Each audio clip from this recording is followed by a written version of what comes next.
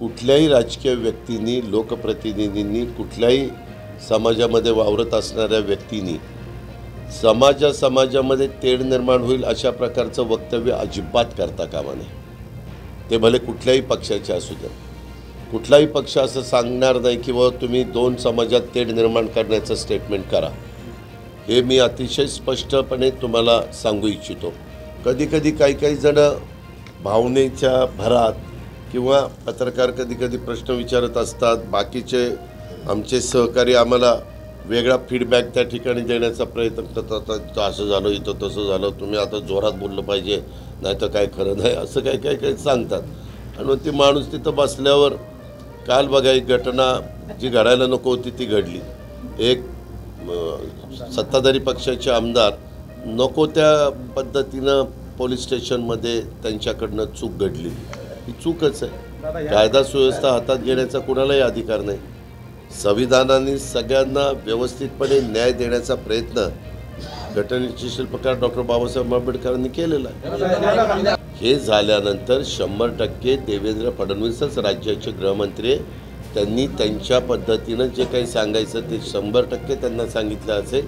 कारण कायदा सुव्यवस्था राखणं हे जसं मुख्यमंत्री मंत्रिमंडळातल्या सगळ्या सहकाऱ्यांचं काम असतं तसं गृहमंत्र्यांची जबाबदारी असणारं होतं ते जास्त.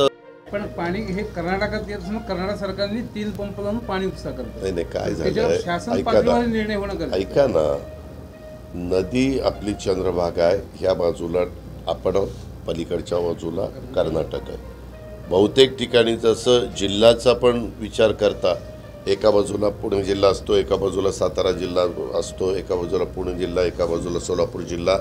असं नदीचं ज्यावेळेस आपण पात्र बघतो तिथं किंवा इकडं पण एका बाजूला परभणी, एका बाजूला बीड, अशा प्रकारचे जिल्हे तिकडं पण पाहायला मिळतात. आता इथं तिकडच्या बाजूला नदीला पाणी आल्यानंतर ते पाणी आम्ही आमच्या धरणातनं सोडलेलं आहे आणि तुम्ही घ्यायचं नाही असं टिकेल असं मला काही वाटत नाही. कारण त्यांचे पंप लगेच सुरू होणार. उद्या त्यांच्याकडनं पाणी येण्याची व्यवस्था नाही, पण यदा कदाचित व्यवस्था झाली तर आपण पण आपल्या भागातनं उचलणार.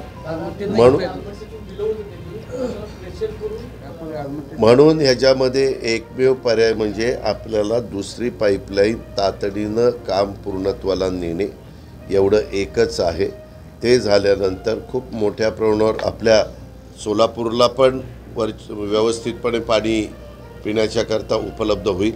आणि मी जे काही ऑक्टोबरमध्ये 60% असणारं धरण नोव्हेंबर, डिसेंबर, जानेवारी, फेब्रुवारी 4 महिन्यातच पार -6% 60% जाणं हे असले प्रकार होणार नाही. उजनी पाईपलाईन समांतर जलवाहिनी स्थिती जॅकवेलचं 50% काम झालं आहे. पाईपलाईन पुरवठा 75 किलोमीटर 110च्या अगेन्स्ट झाला आहे. पाईप अंतरणं 110च्या अगेन्स्ट 67 किलोमीटर झालं आहे.